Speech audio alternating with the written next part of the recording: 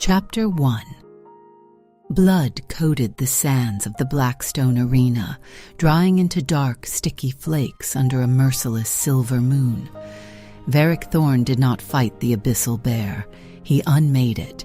He drove his gauntleted fist upward, shattering the colossal creature's sternum. Bone splintered with a sickening crack that echoed into the furthest, darkest tiers of the Colosseum. Hot gore rained down over his knuckles, painting his pale skin in crimson violence. The beast let out a final gurgling wheeze and collapsed into a ruined heap of fur and malice. Varric stood alone in the center of the slaughter. He did not raise his arms in victory. He did not roar to claim his triumph. He simply stood there, his chest heaving, his crimson eyes entirely hollow.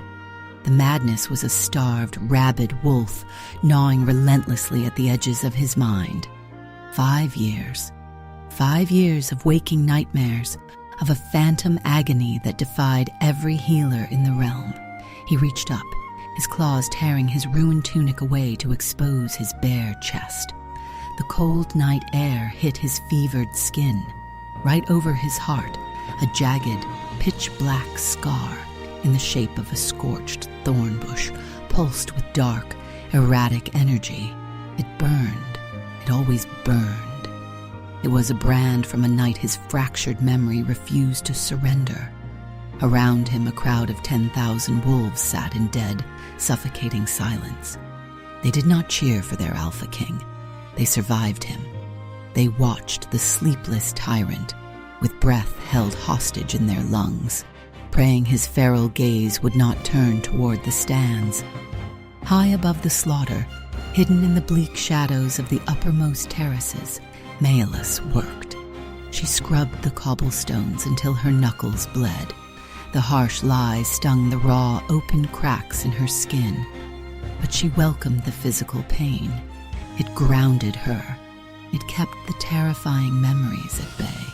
She kept her head bowed, her face completely obscured by a thick, greasy layer of soot and ash. Survival meant staying invisible in a world built for apex predators. A dull, throbbing ache echoed in her own chest, right beneath her collarbone. It was a mirror to the violence happening in the pit below, a magical tether she had dragged through the mud for half a decade. She squeezed her eyes shut, fighting the nauseating wave of shared exhaustion, and forced her stiff hands to keep moving the scrub brush. She only paused to cast a desperate, loving glance at the small figure huddled beside her. Fable sat quietly on a ragged, moth-eaten blanket. The 5-year-old girl was painfully thin, her dirt-smudged hands busy arranging ordinary river pebbles into intricate, spiraling circles. "They are whispering, Mama," Fable murmured, her bright amber eyes reflecting the distant torchlight. "The gray one says, it remembers the rain." Maelus offered a soft, broken smile. She reached out, her trembling fingers gently brushing a stray curl from her daughter's forehead. The quiet tragedy of their existence gnawed at her soul. She was an earth siren, a creature born to weave magic through song. Yet she had sacrificed her voice to the abyss. Now she was a silent ghost raising a child who heard music in the dirt. Then the rusted iron bucket slipped. Achilles lunged to catch it, but her numb fingers fumbled. Caustic, soapy water spilled across the stone, soaking the edge of Fable's blanket. In that singular, catastrophic second of distraction, Fable stood up. The child spotted something gleaming down in the blood-soaked pit. A dropped weapon, a shiny trinket. To a 5-year-old, it was a treasure. "Fable, no!" Maelus tried to scream. Nothing came out. Only a raspy, pathetic hiss scraped against her damaged vocal cords. The absolute horror of her silence had never been so paralyzing. The little girl darted down the steep stone steps with terrifying, unnatural speed. Her tiny boots barely made a sound against the rock. Maella scrambled to her feet, her heart slamming against her ribs like a trapped bird. She chased after her, reaching out into the empty air, but she was entirely too slow. Fable's tiny hands gripped the cold iron barrier overlooking the pit. Her vibrant amber eyes locked directly onto the towering, blood-soaked Alpha King. She did not see a tyrant who could snap her neck with 2 fingers. She did not see the monster that made seasoned warriors weep. She saw a curiosity. Mister. Fable's high-pitched melodic voice sliced through the oppressive leaden silence of the arena like a silver blade. The world stopped spinning. Every predator in the Colosseum turned. Thousands of glowing eyes pinned the fragile child in place. The collective intake of breath sucked the oxygen from the air. Fable pointed a tiny, dirt-stained finger directly at Varric's chest. My mommy has a scar just like that right there. Down in the sands, Varric froze, the agonizing, relentless static in his skull, the noise that had driven him to the brink of insanity for 5 agonizing years, suddenly flatlined. The wind shifted. It swept down from the upper terraces, carrying a scent that hit him with the concussive force of a physical blow. It was not the sickening copper stench of death. It was petrichor, wet, fertile earth immediately following a summer storm. It was blooming midnight flora, and beneath it all, the devastatingly sweet aroma of crushed amber. It was a scent his fractured, bleeding soul recognized long before his ruined mind could comprehend it. It wrapped around his heightened senses like a velvet vice, silencing the feral beast within him in a fraction of a heartbeat. Mine. The primal, ancient command roared through his veins, igniting his blood with liquid fire. His crimson eyes snapped upward, tracing the trajectory of the scent. He looked past the innocent child, his gaze locked onto the trembling, pathetic figure shrouded in a tattered gray cloak, standing mere feet behind the girl. Maëlys. She stood absolutely paralyzed, prey caught in the ultimate predator's crosshairs. Her chest heaved. She recognized those crimson eyes. The ghost of a blood-soaked night in the borderlands crashed into her present, shattering the fragile, miserable life she had painstakingly built. He was the monster she had saved. He was the monster who broke her. Pure, unadulterated panic seized her limbs. She leapt forward, scooping Fable into her arms with frantic, bruising force. She pressed the child's face into her neck, burying her nose in Fable's hair. She spun around, her boots slipping on the slick stones, desperate to flee into the lightless labyrinthine tunnels of the Colosseum. She never made it to the shadow of the archway. A gust of violent, unnatural wind whipped the hood from her head. Varric moved with terrifying, godlike speed. He did not climb the 30-foot vertical wall. He cleared it in a single, fluid bound, the stone cracking under the sheer kinetic force of his launch. Before Maëlys could take her third step, an iron grip locked around her waist. He spun her around. He was entirely too close. The overwhelming heat radiating from his towering frame scorched her freezing skin, a furnace of raw, untamed power. His broad chest pressed against hers, a solid wall of hardened muscle and restrained violence. The scent of crackling ozone, dark pine, and dominant alpha engulfed her, short-circuiting her brain and making her knees buckle. Varric caught her weight effortlessly. He leaned down, his face hovering mere inches from the erratic pulse, beating wildly at her throat. He inhaled deeply, a guttural, possessive purr vibrating deep within his chest. The sound rattled her very bones. Slowly, deliberately, he raised one hand. His sharp, blood-stained claw traced the coarse collar of her tunic. He parted the cheap fabric just enough to graze her collarbone, drawing a single, microscopic bead of blood, the metallic tang mixed intoxicatingly with her amber scent. "Where are you running, little thief?" Varric's voice was a dark, vibrating rumble that bypassed her ears and settled directly into her marrow. "What exactly did you steal from me 5 years ago?" Chapter 2. The obsidian walls of the subterranean holding cell practically hummed with ancient dormant magic. The heavy iron gate slammed shut. The concussive boom rattled Melis's teeth and echoed down the endless torch-lit corridor. She collapsed onto the freezing floor. She pulled Fable into her lap, curling her body into a protective shield over the trembling child. Across the cramped space, Quigley paced. The half-phased smuggler muttered a frantic string of curses, his perfectly waxed mustache drooping in the damp, claustrophobic air. He had been scooped up from the bleachers along with them. Collateral damage in the Alpha King's sudden, terrifying obsession. Footsteps approached. They were not the frantic, erratic boots of a standard guard. They were heavy, deliberate, oppressive. It was not the king. It was his executioner. Huxley had to turn his massive shoulders sideways just to clear the archway. The Beta was a towering fortress of scarred muscle and worn leather. He carried a silver tray laden with roasted venison and warm, crusty bread. He set it down on the stone floor. The metal clinked softly.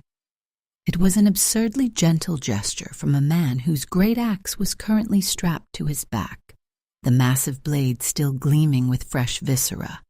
Fable peeked out from beneath Melis's arm. The little girl's amber eyes bypassed the food entirely. They locked onto a vibrant flash of neon pink protruding from the giant warrior's leather pouch. "Are you making a blanket?" Fable piped up. Her voice was entirely devoid of fear, a sweet, innocent melody ringing out in a tomb of despair. Huxley froze. The terrifying executioner, a male who routinely cleaved heads from shoulders without a second thought, suddenly looked like a cornered rabbit. He frantically shoved the ball of pink yarn deeper into his pocket. A dark flush crept up his thick, scarred neck. "It is tactical string," Huxley grunted. He adamantly refused to make eye contact with the child. He backed away hastily, his heavy boots scraping against the stone. "Eat." He vanished down the corridor. The warmth of the roasted meat did absolutely nothing to thaw the ice in Melis's veins.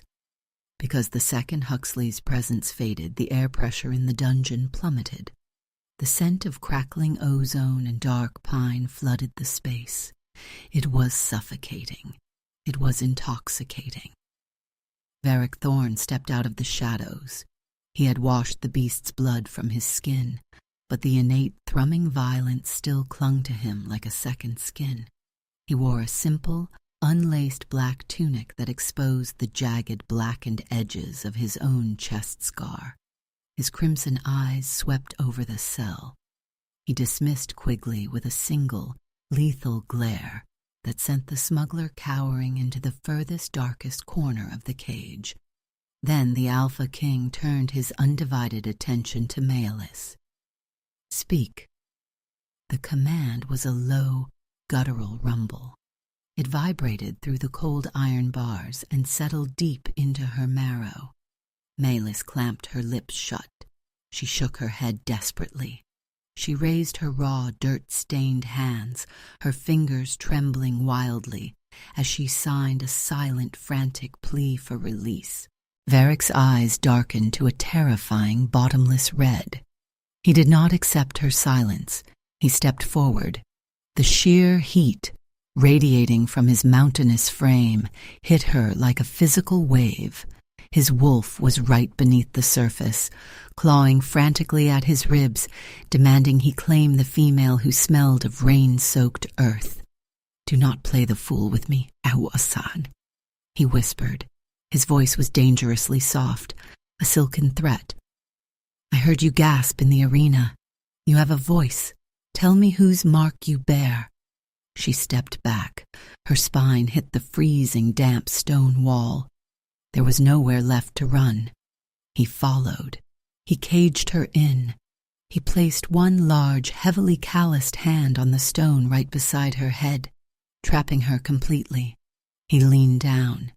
He inhaled the scent of her fear, and beneath it, that devastatingly sweet amber that made his fangs physically ache. He needed to bite. He needed to mark. "Who gave you that scar?" he demanded. Jealousy, raw and acidic, bled into his tone, stripping away his royal composure entirely. "Who touched you?" Melis choked on a shallow breath as his knuckles intentionally grazed her collarbone. The fabric of her ruined cloak was a fragile, useless barrier against his searing heat. She squeezed her eyes shut. If she spoke, her siren cadence would slip. He would know. He would know she was the one who tethered his shattered soul 5 years ago. Impatient and burning with an irrational, overwhelming possessiveness, Varric hooked a single razor-sharp claw into the torn edge of her neckline. With a swift, fluid flick of his wrist, the coarse fabric ripped open. The scorched, blackened thorn bush on her pale skin was identical to his own. His breath hitched. The Tyrant King hesitated. He was captivated by the mark that mirrored his eternal waking nightmare. Slowly, inevitably, he reached out. His fingertips brushed the raised, ruined flesh just above her heart. The second their skin made contact over the scar, a shockwave of pitch-black magic erupted between them. A deafening crack of thunder shook the very foundation of the fortress. The kinetic force blasted Varric off his feet, hurling him backward through the air. He slammed into the iron bars with bone-jarring force. "Stop!" Quigley shrieked from the corner, his hands clamped desperately over his pointed ears. "Don't touch the soul anchor. You'll kill her." Chapter 3.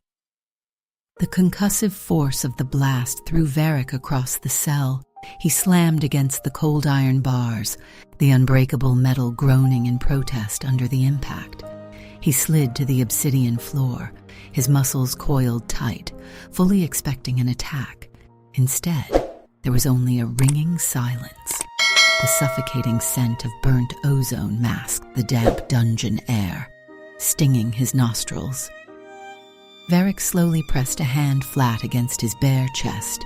He waited for the familiar, blinding flash of agony. He braced himself for the chaotic static that had relentlessly chewed at his sanity for half a decade. Nothing came. The phantom fire was entirely extinguished. In its place, a strange, hollow thrum resonated against his ribs. Thump, thump. It was erratic. It was terrified. He realized with a sickening jolt of clarity that the rhythm beating against his sternum was not his own. It synced perfectly with the frantic bird-like heartbeat of the woman cowering across the room. Heavy boots thundered down the corridor. Huxley burst through the stone archway, moving with terrifying speed for a behemoth of his size. The executioner had his silver greataxe drawn, his scarred face twisted into a snarl of protective, lethal fury. "My king!" Varric raised a single commanding hand. He did not take his crimson eyes off the trembling trio in the corner. "Halt!" Quigley was already scrambling up the intricate iron lattice of the cell door. The smuggler was desperately trying to fuse his lean, trembling body with the ceiling mortar. Huxley reached through the bars and grabbed the half-fae by the ankle. With zero effort, the beta hoisted the man upside down. Blood rushed to Quigley's head, turning his face the color of a bruised plum. "Talk," Varric growled. The single word was not a request. It was an execution order on a 10-second delay. Quigley flailed his arms wildly, his waxed mustache pointing toward the floor. "I didn't do it," I swear on the rotting leaves of the autumn court. It is ancient magic, earth siren magic. The smuggler spat the words out in a panicked, breathless rush. The scar. It isn't a brand, Your Grace. It is a soul anchor. Varric stepped closer. His boots were completely silent against the stone. The ambient temperature in the room spiked dangerously. Explain. Quigley swallowed hard, his eyes bulging in absolute terror. 5 years ago, you went feral in the borderlands. You were dying in the mud, tearing your own mind apart from the inside. She found you. She sang for you. A thick, suffocating weight descended upon the cell. Varric slowly, rigidly, turned his gaze to Maelus. She was clutching her torn tunic together with white-knuckled fingers. Her pale face was streaked with soot and fresh, silent tears. Her amber eyes swirled with a storm of defiance, profound sorrow, and absolute resignation. She could not speak to deny it. She could not defend herself against the truth, stripping away her carefully constructed miserable disguise. Sirens trade in absolute equivalence, Quigley whimpered from his inverted position. The bravado entirely bled from his voice. She traded her voice. She tethered her own life force to your fractured soul to pull you back from the abyss. She took on your agony, King Thorn. That scar. She shares your heartbeat. She is the only reason you draw breath. The half-fae paused, choking on a sob. She is your fated mate. The word struck Varric harder than the magical shockwave. Mate. The feral beast inside him did not roar in triumph. It whined in profound, gut-wrenching shame. The realization hit him like a physical blow, driving the oxygen from his lungs. He looked at her. He truly, finally, looked at her. He saw the aristocratic slope of her cheekbones hidden beneath the ash. He saw the thin, frail line of her shoulders, sharp enough to cast shadows under the flickering torchlight. He saw the ragged, filthy clothes he had just torn in his blind, tyrannical arrogance. This fragile, silent creature had carried the crushing, suffocating weight of his madness for half a decade. She had sacrificed her greatest weapon, her voice, to save a monster she did not even know, and he had thrown her in a cage. He had bled her. The Alpha King fell to his knees. The resounding thud of bone against stone echoed like a gunshot in the dead silence. Huxley lowered his axe, his jaw going entirely slack. Kings did not kneel, not in the Blackstone realm, not ever. Varric crawled the short distance across the freezing obsidian. He stopped mere inches from her scuffed boots. He did not dare touch her. He simply bowed his head, exposing the vulnerable nape of his neck. It was the ultimate, absolute submission of an apex predator to his equal. I am a fool, Varric rasped. His voice broke, thick with a crushing, unfamiliar emotion. And I have wronged you. Maelus stared down at the crown of his dark hair. Her breath hitched. The scent of him, dark pine and raw, restrained sorrow, washed over her. The terrifying tyrant was gone, replaced by a broken man offering her his life. Her trembling fingers hovered in the air. Her soul ached with an ancient biological instinct to soothe, to forgive, to touch the mate the universe had violently chosen for her. But before her skin could graze his hair, the air in the dungeon snapped. The temperature plummeted below freezing in a fraction of a second. Thick, unnatural frost crept up the iron bars in rapid, violent spiderweb patterns. The torches lining the corridor sputtered and died, plunging the cell into a suffocating, icy gloom. In the corner, the tiny arrangement of river pebbles scattered across the floor. Fable stood up. Her small back was completely rigid.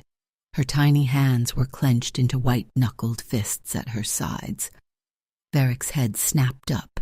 Malus let out a silent gasp, pressing a hand to her mouth. The child's vibrant amber eyes were gone. They had been swallowed entirely by a bottomless, inky blackness. Shadows bled from her fingertips, swirling like ink dropped into clear water. When she opened her mouth, it was not the sweet, high-pitched voice of a 5-year-old girl that emerged. It was a chorus of ancient, echoing whispers that vibrated through the very bedrock of the fortress. "The dark is swallowing the sun, son." The entity speaking through the child droned, a sound that made Varric's wolf bare its teeth in absolute terror. "They are here." Chapter 4. The obsidian floor detonated. It did not merely crack. Jagged fragments of black stone exploded upward like deadly shrapnel. The suffocating, icy chill in the dungeon instantly morphed into the foul, choking stench of decayed earth and ancient rot. From the gaping fissures in the bedrock, shadows poured out. They were not mere absences of light. They were physical entities, shifting, undulating masses of venomous smoke and razored claws. Shadow fiends, creatures of the deep void drawn from their slumber by the violent awakening of an ancient bloodline. They did not look at the Alpha King. Their hollow, glowing eyes locked entirely on the tiny, rigid form of the little girl. "Fable!" Malus lunged forward, her maternal instinct obliterating her terror. A beast composed of living darkness swiped at her. Its claws dripped with necrotic poison. Before it could make contact, a silver blade the size of a door cleaved the creature in twain. Huxley planted his boots in the rubble. The giant executioner spun his colossal axe in a lethal whistling arc, severing another fiend before it fully emerged from the stone. His scarred face was a mask of cold dread, but his jaw moved in a frantic, rhythmic whisper. Knit 1, purl 2, slip the stitch, drop the loop. The beta recited his knitting pattern like a holy battle hymn, his knuckles turning white around the hilt of his weapon. More monsters surged from the depths, 10, 20, a rising tide of inky malice. They bypassed the struggling Quigley entirely, forming a tightening, lethal circle around the mother and child. Fable remained unnaturally still. She was the epicenter of the storm. The sheer, overwhelming ambient magic radiating from the 5-year-old was primordial. She was a conduit of raw power, born from a fractured alpha and a desperate earth siren. But her mortal body was entirely too small to wield it. A towering, multi-limbed fiend broke through Huxley's steel defense. It lunged straight for Fable's throat. Time slowed to a crawl. Malus threw herself in front of her daughter. Fear evaporated. She closed her eyes and reached into the buried, silenced depths of her soul, plunging past the trauma, past the vow she had sworn to keep them hidden. She opened her mouth. 5 years of agonizing silence shattered. It was not a scream. It was a note of pure crystalline devastation, a harmonic frequency that carried the crushing weight of mountains and the violent roar of shifting tectonic plates. The sound wave blasted forward. The air warped and rippled visibly. The shadow fiend caught in the direct path did not simply die. It atomized into a cloud of harmless gray dust. The physical toll of the magic hit Malus instantly. She gasped, dropping to her knees. Hot blood dripped from her nose and ears. She had no strength left. Her voice, unused and broken, failed her. The remaining shadow shrieked, a sound like grinding metal, and swarmed. A deafening roar rattled the surviving iron bars. Varric did not hesitate. He surrendered to the feral instinct he had fought for half a decade. Bones snapped and reformed in a brutal, split-second symphony of violence. Dark fur erupted from his skin. In the blink of an eye, the Alpha King vanished, replaced by a monstrous midnight black direwolf. He was an apex predator forged in nightmare. Varric vaulted over the rubble, landing squarely over Malus and Fable. He became a living, breathing shield of muscle and fury. He snapped his imposing jaws, crushing shadow skulls into fine powder. He tore through the horde with blinding speed, deliberately letting their venomous claws rake across his flanks to keep them away from his mate. The metallic tang of his own blood filled the air, mixing with the sweet amber of her terrified scent. Mine. I will protect what is mine. He fought with the desperate, glorious frenzy of a king who finally had something worth dying for. But there were too many. From the largest fissure, a behemoth forged of pure, concentrated void emerged. It moved with unnatural, gliding silence. While Varric was tearing the throat out of two lesser fiends, the Alpha Shadow struck. It thrust a shapeless arm forward, solidifying its appendage into a lethal lance of dark matter. The black spear pierced straight through Varric's back. It exited his chest, erupting through the very center of his scorched thorn scar. The dire wolf froze. A choked, bloody wheeze escaped his jaws. Behind him, Melis let out a ragged, breathless gasp. She did not touch the blade. She was not hit. But the soul anchor demanded absolute equivalence. Right above her heart, the blackened scar tore open.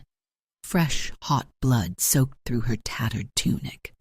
The phantom agony of a pierced heart slammed into her chest with the force of a falling mountain. Her amber eyes widened in profound shock, locking onto the collapsing form of the wolf. Their heartbeats faltered in perfect, tragic synchronization. Varric crashed onto the blood-soaked stone, and as the shadows closed in to claim their prize, Malus fell beside him, her world fading into absolute suffocating dark.